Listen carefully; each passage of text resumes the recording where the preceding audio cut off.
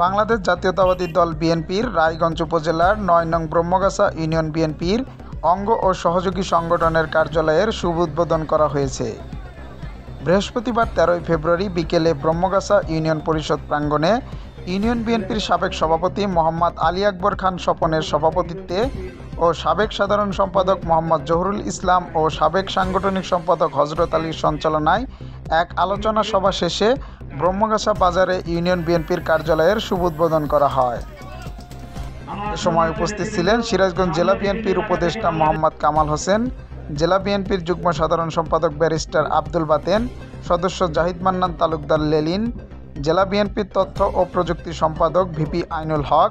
সহপ্রচার সম্পাদক রেজাউল করিম, সাবেক সভাপতি শামসুল হক, কেন্দ্রীয় ছাত্রদলের যুগ্ম সাধারণ সম্পাদক আ.হ.ম খোকন সহ